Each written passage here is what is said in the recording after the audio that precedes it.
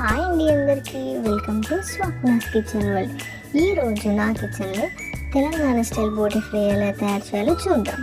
ముందుగా మసాలాని ప్రిపేర్ చేసుకుందాం.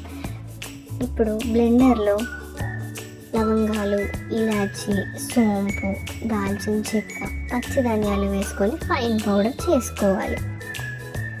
ఇప్పుడు కుక్కర్లో బోటీని యాడ్ చేసుకోవాలి. అందులో పసుపు, ఉప్పు, ఆయిల్,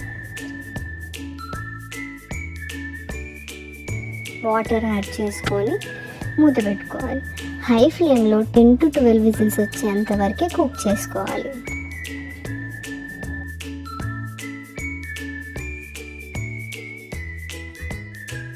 బోటి ఇలా మెత్తగా కుక్ అవ్వాలి. ఇప్పుడు ప్యాన్లో ఆయిల్ వేసుకొని అందులో ఆనియన్స్, పచ్చిమిర్చి వేసుకొని బాగా కలుపుకోవాలి.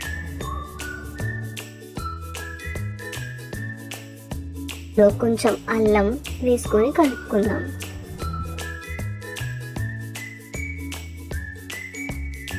అందులో 1 టేబుల్ స్పూన్ పసుపు వేసి కలుపుకోవాలి.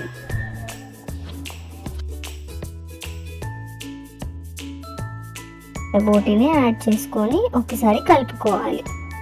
ఇప్పుడు సరిపడ ఉప్పు, సరిపడ కారం వేసుకొని కాసేపు కుక్ చేసుకోవాలి.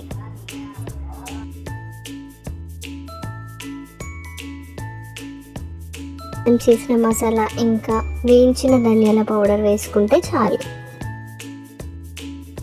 బోటి కాస్త కుక్ అయ్యాక అందులో పుదీనా ఇంకా కొత్తిమీర వేసుకొని బాగా కలుపుకోవాలి.